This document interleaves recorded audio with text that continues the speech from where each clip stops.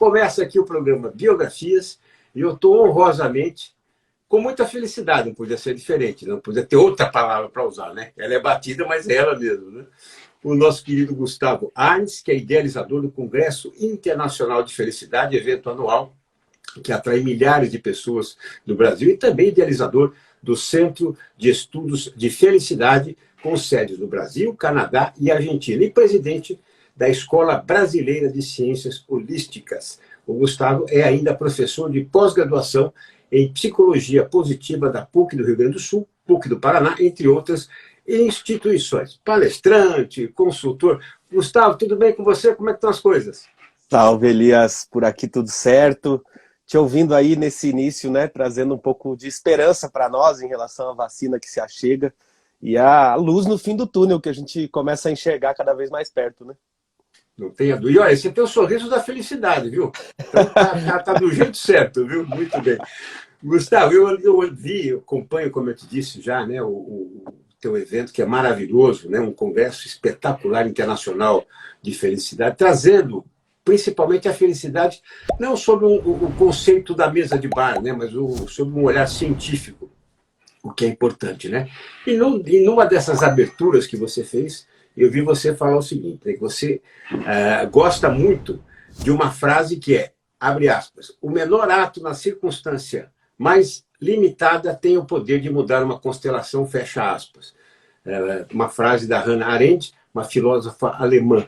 Então, eu queria que você expressasse, né, o que é esta frase, né, toca em você e como ela pode ser compartilhada, né, sobre que olhar com as pessoas. Legal, eu sou um colecionador de frases. Eu gosto de frases, anoto, tenho um caderninho onde eu as marco, faço as minhas reflexões e volta e meia retorno a elas e observo as minhas reflexões e ou relembro algumas coisas ou inclusive tenho reflexões novas, porque acho que o bacana das frases é isso, né? Elas nos marcam de diferentes formas em diferentes momentos da vida. Essa frase da Hannah Arendt é uma frase que eu gosto bastante porque enfim, ela, enquanto filósofa alemã, viveu o período da Segunda Guerra e, diante de tantas restrições, né, que eles estavam expostos naquele momento, muito mais graves, inclusive, né, que a própria pandemia nesse momento, mas ela percebe que pequenos atos são capazes de grandes mudanças. E muitas vezes, quando nós queremos fazer alguma mudança, nós ficamos pensando em grandes pontos, né? Grandes viradas, mudanças grandiosas, mas no fundo toda grande mudança é um conjunto de pequenas mudanças que nós vamos implementando e é importante que não se perca de vista num momento de tanta restrição que nós estamos vivendo, que os pequenos passos, as pequenas coisas, as pequenas alterações, elas têm um significado bastante importante. Sem dúvida alguma, e você trouxe bem para este momento, é uma frase muito atual, né? Um momento onde um pequeno ato representa, sem dúvida alguma, uma grandiosidade, a ligação para um amigo, né? Enfim, né? Mandar uma mensagem do WhatsApp, enfim, né? Por mais corriqueiro que isso possa ser, a gente não pode imaginar o impacto que isso vai causar quem está do outro lado. Agora, aqui é o Biografias, então ninguém passa ileso, tem que contar a história, né? Você tem meu sobrenome, que sem dúvida alguma está registrado aqui, né, na linha das ações sociais, na religiosidade, né, com a doutora Gilda Ardes, o Dom Paulo Evaristo Ardes. Então, conta um pouquinho dessa sua essência de vida, da família, como era a infância. Legal, eu venho de uma família realmente bastante católica, muito ligada ao serviço social, isso é muito premente e teve comigo realmente desde a minha primeira infância. Me acostumei de criança a ir na missa, gostava de ir na missa, para mim era significativo. Eu estudei também numa escola católica e com o tempo fui entendendo que esse ponto da espiritualidade especificamente era um ponto que me batia muito, era muito importante para mim. O contato com o serviço social desde cedo, depois na escola e depois na PUC, né, onde eu também fiz faculdade, também foi uma questão muito latente, né? E é interessante que hoje a ciência da felicidade entende o ponto da generosidade como um ponto muito importante da nossa felicidade, que é algo que está ligado às religiões em geral, né? Mas em algum momento também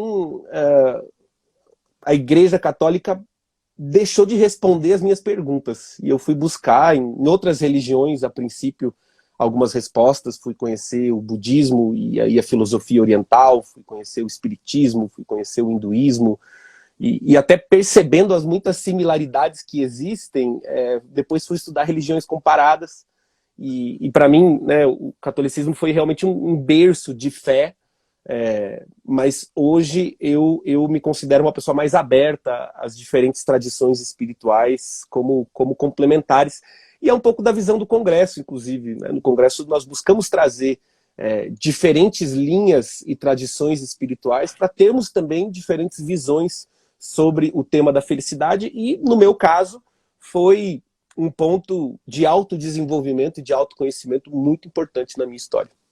Perfeitamente. Agradecendo a todos que estão acompanhando aqui, mandando as mensagens. Hoje estamos com o Gustavo Artz, que, como eu disse, né, ele é, entre outras atividades, o idealizador do Congresso Internacional de Felicidade. E como nasceu essa ideia, Gustavo? Era para devolver algo para a sociedade? Bem nessa linha. Eu sempre gostei de eventos dos mais variados tipos. Então, meu pai me levava muito para eventos de empreendedorismo, eu gostava de autoconhecimento, filosofia, e normalmente os eventos eles têm uma linha. Se ele é científico, ele tem uma linha de ciência. Se ele é filosófico, ele tem uma linha de filosofia. Se ele é de espiritualidade, ele tem uma linha de tradição espiritual. E eu, como gostava de circular por diferentes linhas, não deixava de perceber também como haviam muitas similaridades. E aqui em Curitiba não existiam grandes eventos na área do autoconhecimento.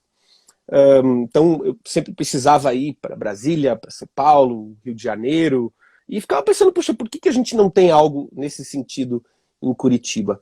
E em 2015, eu estava em Brasília num evento, puxa, me veio essa ideia, vou fazer uma coisa em Curitiba nesse sentido. E aí foi, né, um ano de organização até a gente chegar no Congresso Internacional de Felicidade, enfim, as muitas pessoas que apareceram para contribuir, e com, acho que 3 pontos principais. O primeiro deles é fazer um evento em Curitiba.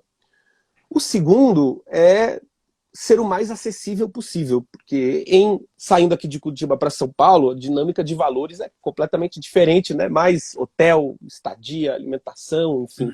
Então, gostaria de fazer algo que fosse realmente possível financeiramente para o público nos acompanhar.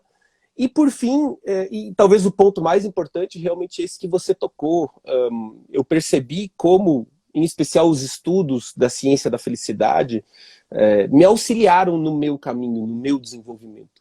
E eu percebia, né, familiares, amigos, adoecendo, de fato, né, com estresse, com ansiedade, até com depressão.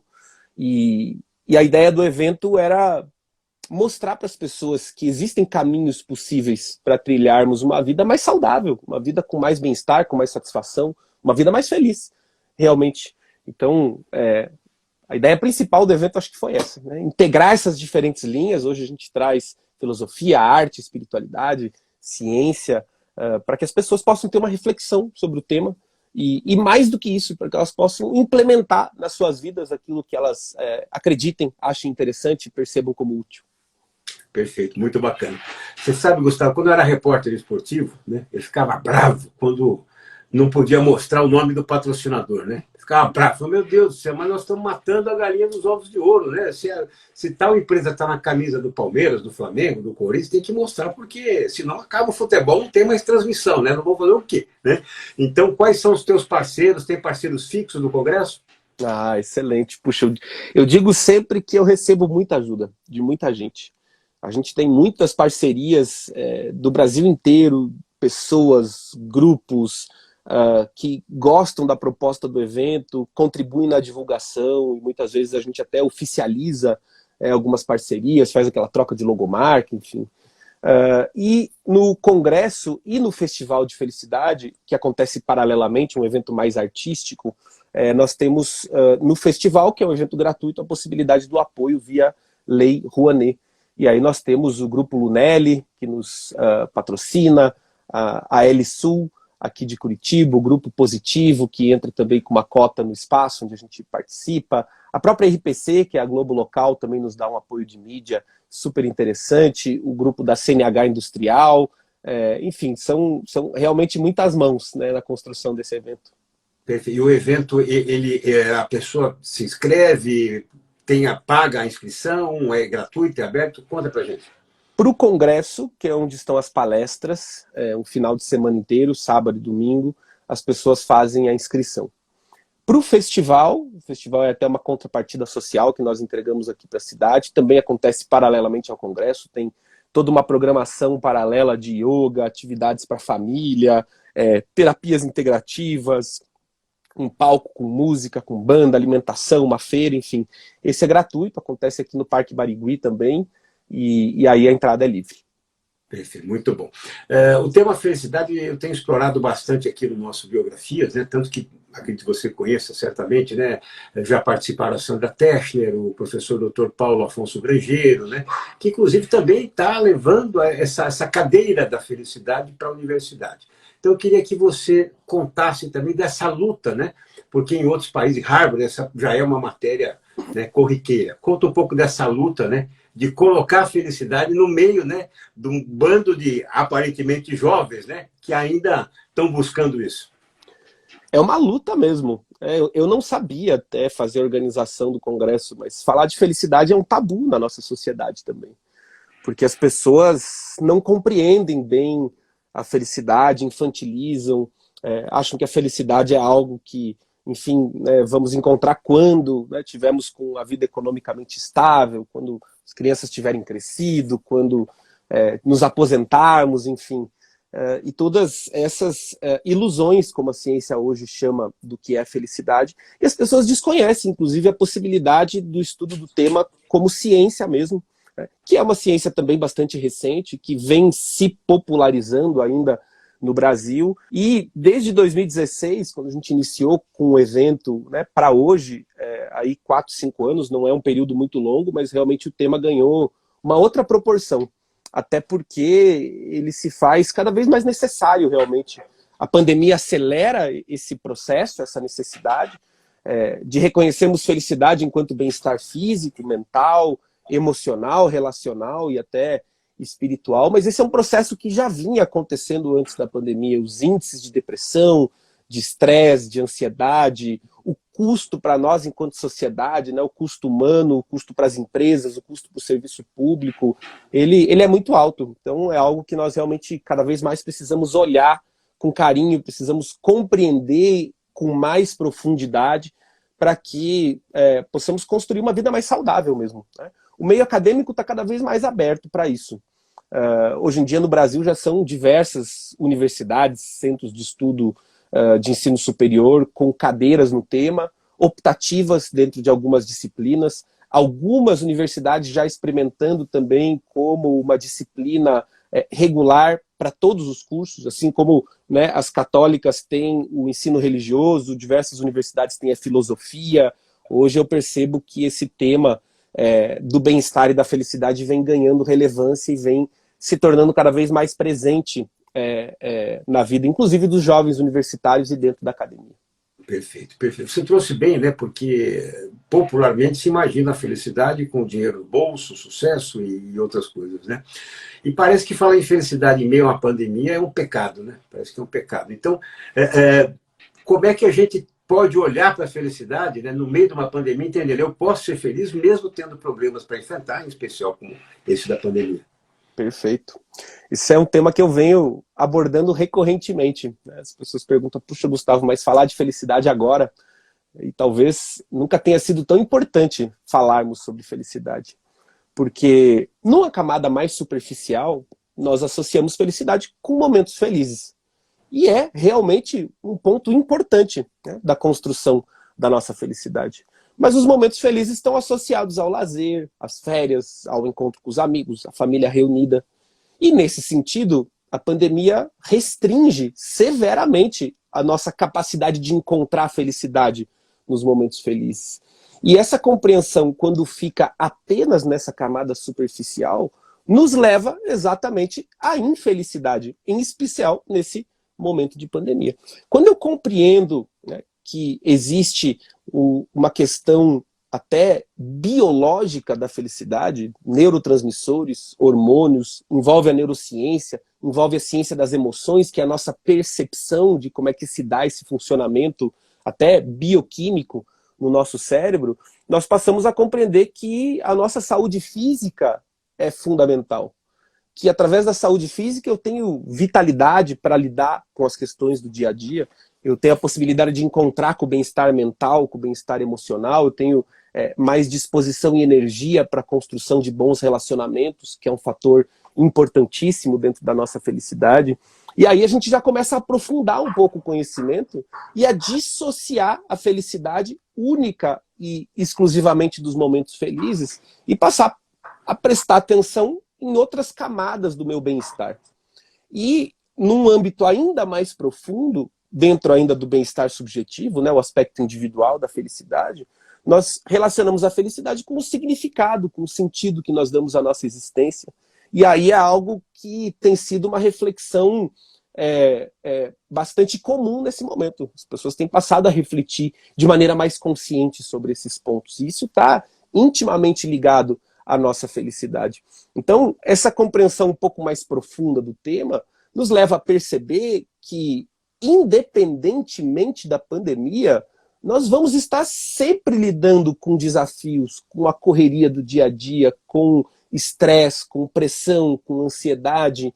E é a forma como eu me relaciono com essas questões externas, de maneira internamente alinhada, é que vai determinar o resultado geral do meu bem-estar. Então, imaginar que, passada a pandemia, nós vamos automaticamente nos tornar mais felizes, é uma dessas ilusões. Eu preciso encontrar clareza mental, eu preciso encontrar centramento emocional para lidar com todas as adversidades que a vida vai constantemente nos oferecer e, a partir daí, fazer uma construção mais saudável, encontrar mais satisfação com a vida, ser mais feliz de fato. Excelente. Então, pessoal, vamos aprender a lidar com a felicidade, né? Agradecendo também a todos que estão entrando, acompanhando a nossa conversa, acenando, enfim. Muito obrigado. A felicidade, Gustavo, para mim é algo que é muito corriqueiro, porque eu sempre tive em busca dela e provoquei grandes transformações na minha vida, né? E eu sempre conto aqui de vendedor de zinco, me tornei um biógrafo, né? Pô, mas como? Buscando sempre a felicidade, fazendo transformações, enfim, né? Alcançando algo que eu buscava, entendendo que aquilo não me deixava feliz e mesmo assim provocando mudanças. E assim, mas parece que é um brinquedo, entre aspas, né, metaforicamente, que a gente não sabe usar. Porque eu estava lendo também, né, uma análise dizendo que 50% está dentro da gente. 10% é circunstancial, né? Então, por exemplo, você tem uma promoção, enfim, alguma conquista e aquilo te traz. E os 40% são aprendíveis, a gente vai aprendendo a ser feliz durante a vida. Então, eu queria ver se esse conceito está correto, né? E se realmente é um brinquedo que a gente não sabe usar. Corretíssimo. Essa é uma construção da professora Sônia Lyubomirsky, de 2004, muito bem aceita ainda dentro da ciência. Existe um grande debate em relação a esses 50%, que teoricamente é a nossa genética. Sabe-se seguramente que existem pessoas com maior propensão para a felicidade. São aquelas pessoas que mantêm um alto astral independente dos problemas que elas estejam encontrando no dia a dia. E todos nós conhecemos alguém que seja desse jeito. Enquanto, né, tem outras pessoas que também, né, pode estar tudo ótimo, maravilhoso, a pessoa de férias num lugar incrível e ela ainda encontra motivos para reclamar. São pessoas que têm menos naturalidade para um estado mais feliz. Hoje nós sabemos que a epigenética, inclusive, vem estudando como é que os nossos genes se modificam ao longo da vida. Não se sabe bem como isso acontece, mas sabe-se que isso acontece. Então, a questão genética, ela é um pouco obscura quando nós pensamos na nossa individualidade. O fato é que 40% como nossa autorresponsabilidade, como a felicidade aprendível, como você trouxe, eu gostei bastante desse termo, é bastante coisa, né? É bastante coisa mesmo. Isso por si só já é uma revolução. Porque, via de regra, as pessoas acreditam que a felicidade simplesmente chega, né? Ou se abate sobre nós sem que eu tenha qualquer tipo de responsabilidade sobre ela. Então, quando nós passamos a ter esse olhar de autorresponsabilidade, de polo ativo na construção mais bem-estar, isso já é bastante transformador, como você até trouxe o seu exemplo na sua busca. Você foi buscar se reinventar, inclusive profissionalmente, para encontrar mais satisfação nessa área da sua vida. A felicidade em si, o termo, ele continua sendo uma abstração. Por isso essa ideia, né, desse brinquedo que a gente não sabe bem lidar como, porque nós usamos felicidade desde o café da tarde, né, com pão de queijo quentinho, até o nascimento de um filho, até uma grande realização profissional, nós usamos esse mesmo termo. Então, o que a ciência vem nos auxiliando é quebrar essa abstração em menores pedaços um pouquinho mais palpáveis. Se eu não sei bem o que fazer, né, para me tornar mais feliz, até porque muitas vezes não conseguimos nem conceituar o que é a felicidade, quando nós pensamos em felicidade enquanto bem-estar físico, puxa, eu sei o que fazer para cuidar do meu bem-estar físico. Nosso bem-estar emocional, relacional, espiritual, e aí a ciência vai inclusive trazendo possibilidades de exercícios práticos da construção desses aspectos do nosso bem-estar, vai nos trazendo caminhos mais seguros, né, que nós possamos percorrer, justamente para alcançar, realizar um pouco mais dessa felicidade. Perfeito. Para que o pessoal possa chamar a felicidade de você, né? Intimamente, né? E feliz, entre aspas, né? Excelente. Alguma sugestão de leitura, livros que você indica? Tem um livro do professor Tal Ben-Shahar, chamado Seja Mais Feliz. O professor Tal Ben-Shahar foi justamente o professor que ficou famoso pela aula mais concorrida de Harvard em 2009, popularizou fortemente essa ciência, lecionando a psicologia positiva para não alunos de psicologia, porque antes era um campo restrito, né, aos psicólogos e aos alunos de psicologia. Então ele tem uma linguagem muito fácil de ser compreendida, apesar de ser um acadêmico, embasar o seu livro em ciência. É um livro muito gostoso de se ler, muito prático, muito com referências fortes ao nosso dia a dia e até com alguns exercícios que nós podemos fazer. E eu vou recomendar também um livro do professor Sean Achor, O Jeito Harvard de Ser Feliz.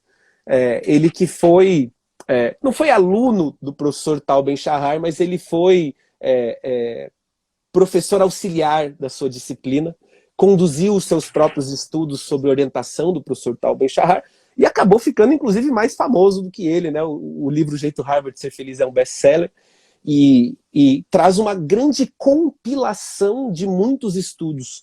Então, para aqueles que quiserem buscar referências e se aprofundar nas mais diversas e diferentes áreas, esse livro traz caminhos possíveis para isso. Então, são as minhas duas indicações. Muito bem. Eu até assisti um vídeo sobre, né, essa linha do professor Sean Achor, e ali tinham 6 pontos, né? Vou até traçar aqui, que é felicidade vem antes do sucesso, treine o seu cérebro para ser otimista, gratidão, muita gratidão, caia para cima e não desista, fortaleça as suas conexões e para colocar tudo isso em prática, regra dos 20 segundos. Então, nesse vídeo trazia isso, né? Então é muito importante.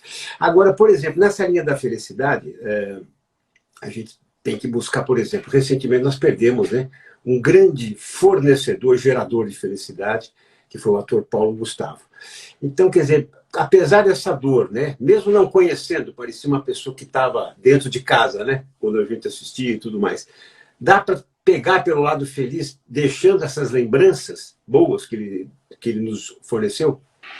Sem dúvida.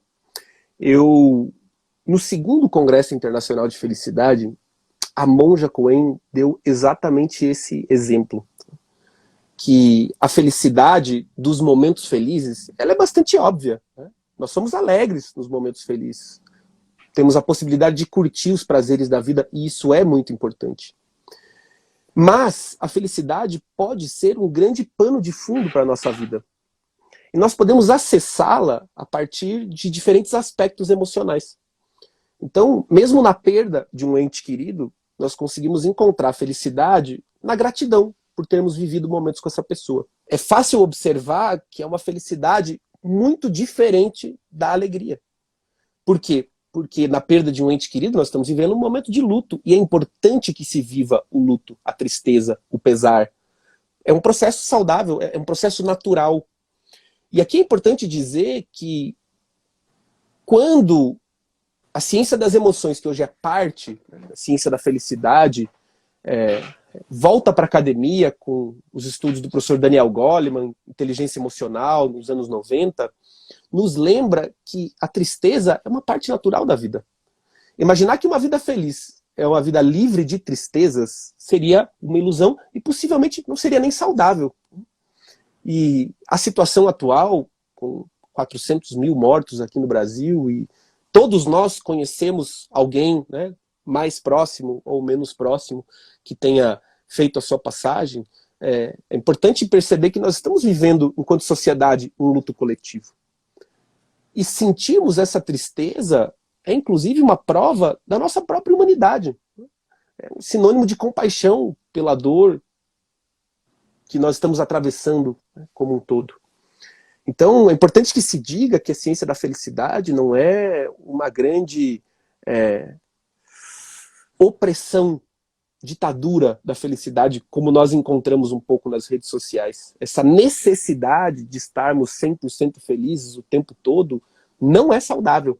E a ciência da felicidade não é sobre isso. A ciência da felicidade é sobre dar lugar, inclusive, a cada uma das emoções, reconhecendo o seu papel importante, como no caso que nós estamos experimentando, né, em relação a esse luto, não apenas coletivo, mas de uma pessoa conhecida, e de uma pessoa conhecida por nos fazer rir, realmente. Então, fica aqui também, né, nosso carinho, nossa homenagem, não apenas a ele, mas a todos os familiares, né, de pessoas que também passaram pela mesma situação. Sem dúvida alguma. Quer dizer, dentro do que você traz, Gustavo, o conceito é ser feliz, não é estar feliz. A gente luta, às vezes, para estar feliz, mas o negócio é ser feliz, é uma coisa mais profunda, então. Exato, exatamente. E compreendendo todas essas nuances importantes, né? Que ser feliz também dá lugar à tristeza, ser feliz também dá lugar à raiva, ser feliz também dá lugar ao medo. Inclusive compreendendo o potencial de cada uma dessas emoções, né? Emoção vem do latim emovere, colocar-se em movimento, energia em movimento, e é para isso que as emoções servem, para nos movimentar realmente. A tristeza nos leva a reflexões que a felicidade não nos leva. A tristeza nos leva a perceber o que não queremos mais para a nossa vida, a aprender com os nossos erros. Então, uma vida 100% feliz não seria nem saudável, de fato. Assim como nós podemos também utilizar a raiva, utilizar o medo, que são emoções importantes, como propulsoras das nossas atitudes, das nossas ações de maneira saudável. Perfeito. Guardadas as proporções. Então, a felicidade é algo como a fé, é algo que a gente tem que sempre estar em busca. É Sem algo dúvida. inatingível, seria isso? Eu não diria inatingível, eu diria esse lugar de construção permanente. Quando o professor Richard Davidson, um neurocientista da Universidade de Wisconsin, formulou essa ideia de que a felicidade é uma habilidade e que, portanto, pode ser aprendida, pode ser praticada, pode ser cultivada, é importante que a gente se lembre que, como qualquer outra habilidade, seja tocar um instrumento musical, seja aprender uma nova ferramenta tecnológica, seja aprender um novo ofício, um esporte, tudo isso requer tempo, requer esforço, requer energia, requer o nosso foco de atenção requer a constante prática. Então, se nós vamos olhar a felicidade enquanto uma habilidade, é preciso que a gente tenha essa mesma clareza, né? Que fazer essa construção vai demandar também o nosso tempo, a nossa energia, o nosso foco. Então, eu não diria que seria inalcançável, né? Eu diria que seria mais como uma construção permanente, sempre em andamento. Perfeito, sempre em busca dele, né? Muito bom. Gustavo, você reúne milhares de pessoas e, sem dúvida, a extensão do Congresso ela é fantástica. Agora, você tem assim essa resposta do que é que as pessoas vão buscar além da felicidade, ou de que forma elas vão buscar para preencher que espaço? E, principalmente, tenho certeza que elas se encantam, né? Saem de lá encantadas, que é sempre o nosso objetivo, né? E o que é que elas levam a mais da bagagem, além do que foram buscar? Bacana. Nós recebemos aqui um público super variado. São realmente pessoas do Brasil inteiro, de todos os estados. Em 2019, nós tivemos 2.600 pessoas de mais de 400 diferentes cidades e com as formações mais variadas. Em algumas pesquisas, nós percebemos que algumas pessoas estão buscando ferramentas profissionais de trabalho, terapeutas, psicólogos, coaches, pessoas que trabalham com desenvolvimento humano em geral, enquanto outras pessoas estão buscando realmente algo para si. Estão buscando autodesenvolvimento, estão buscando autoconhecimento. Outras pessoas têm uma grande curiosidade sobre o tema, né? Querem saber mais sobre, né, a felicidade. Normalmente, grande parte do público fica sabendo do evento por indicação de amigos e familiares que estiveram em anos anteriores. E a gente percebe que o congresso realmente é uma experiência. As pessoas vivem algo diferente durante esse final de semana e fazem as mais diversas transformações, desde... né, e nós sabemos de histórias de pessoas que mudaram de emprego, que mudaram de cidade, que começaram projetos novos, até outras pessoas que externamente não fizeram absolutamente nenhuma mudança, mas internamente, em conhecendo o tema, trouxeram um novo olhar sobre ele. E quando nós temos um novo olhar, na prática, a gente acaba mudando tudo. Então, externamente não teve nenhuma transformação, a pessoa continua morando no mesmo lugar, casado com a mesma pessoa, no mesmo trabalho, mas ainda assim passa a ver todas essas áreas da vida de maneira diferente, se sentindo, em geral, mais satisfeita. E realmente é esse feedback que nós recebemos das pessoas que funciona como um motor no nosso trabalho. Né? É a parte realmente mais gratificante. Sem dúvida alguma. E para quem quiser conhecer, participar esse ano, como é que vai ser o formato do congresso? Conta um pouquinho para a gente, o site, enfim, como contatá-lo para poder, então, conhecer de perto esse congresso. Assim também como a Escola Brasileira de Ciências Holísticas. Né? Perfeito. Essa é uma excelente pergunta, Elias. Nós, ano passado, decidimos que o Congresso de Felicidade ele só retornaria quando tivéssemos a possibilidade de realizá-lo presencialmente. Então, não tivemos o congresso ano passado. Esse ano nós estamos agendados para os dias 6 e 7 de novembro, mas ainda é uma incógnita, né, se nós poderemos realizar o evento nessa época com a segurança necessária. Eu acredito que junho ou julho isso vai ficar mais claro, né, tanto para sim quanto para não. Mas nós passamos esse tempo em que, né, como eu disse, talvez o tema nunca tenha sido tão importante, levando esse conhecimento para as pessoas de outras formas. Redes sociais, cursos online, outros eventos online. E para aqueles que tiverem interesse em saber mais, eu acho que o grande centralizador dessas ações, seja da Escola Brasileira de Ciências Holísticas, do Centro de Estudo, do Congresso, dos cursos, acaba sendo a minha própria página no Instagram. Então, para aqueles que não me seguem, fica o convite, Gustavo_Arnes. Lá eu estou sempre, né, trazendo conteúdos referentes ao tema, dicas de leitura, dicas de filmes, de séries ligadas ao tema do bem-estar e da felicidade, e onde eu trago também as novidades sobre os cursos, os eventos, sobre o próprio congresso. Então, gosto bastante de interagir com as pessoas por lá também, para aqueles que tiverem dúvidas, quiserem saber mais, eu estou à disposição. Muito bom. O Gustavo realmente está à frente, né? Ele troca, né? Então ele faz essa troca que é muito importante, até para trazer mais confiança, né? Porque o Congresso tem que ter uma cara, né? Tem que ter um camisa 10, né? Em tudo na vida tem que ter um camisa 10. Então é muito importante realmente a tua presença. Gustavo, olha, quero agradecer a você, a todos que estão aqui com a gente, né? Mandando mensagens, corações, acenos, enfim, tudo mais. E sem dúvida alguma, não dá para encerrar sem uma mensagem tua para este momento que a gente sabe, momento que a gente precisa ouvir coisa boa. Chega de ouvir coisa ruim, de notícia triste. Elias, eu te agradeço o convite. É uma alegria, uma honra estar aqui com você, participando desse projeto incrível de biografias que você tem.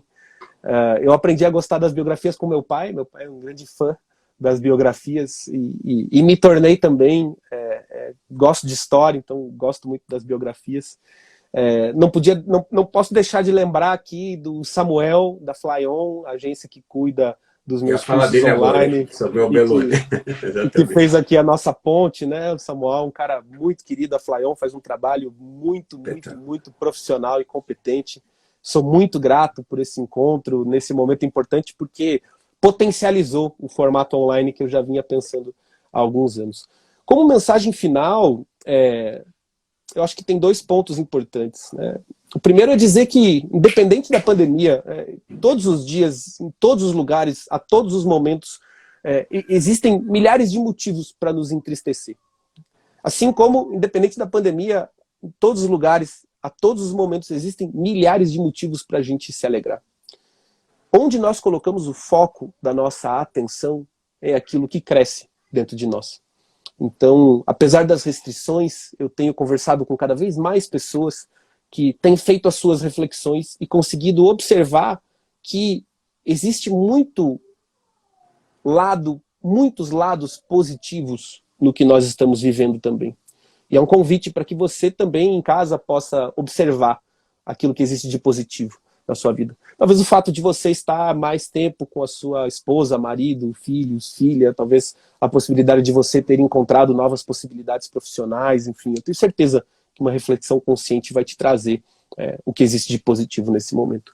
E por fim, essa ideia que a ciência nos traz de que felicidade, para além do nosso bem-estar físico, emocional, intelectual, mental e etc., a felicidade é também uma meta coletiva, social e econômica que todos nós temos a possibilidade de construir juntos. Então, conhecer mais sobre o tema, além do bem-estar individual que vai nos trazer, vai nos ajudar também a reverberar coletivamente. E aí eu agradeço, né, mais uma vez o convite, o carinho, a paciência de quem nos acompanhou, deixando um grande abraço aí para o pessoal. Sem dúvida alguma, o convite que você foi feito já está aceito, vamos incorporar esse convite. Agradeço demais, Gustavo Arnes, idealizador do Congresso Internacional de Felicidade, também a todos vocês que estão conosco aqui, ao querido Samuel da Fayon, que foi quem nos aproximou também. Enfim, pessoal, é isso aí. Vem ser feliz com a gente, que é o mais importante que eu posso dizer. E olha, inscreva-se no canal, esteja com a gente, e depois essa entrevista vai ficar disponibilizada no meu canal. Você sabe que toda terça-feira tem uma entrevista importante no meu canal no YouTube, então contamos com vocês e aguardamos vocês lá também. Samuel, um grande abraço, obrigado por tudo, fiquem com Deus aí. Tchau, pessoal, até a próxima.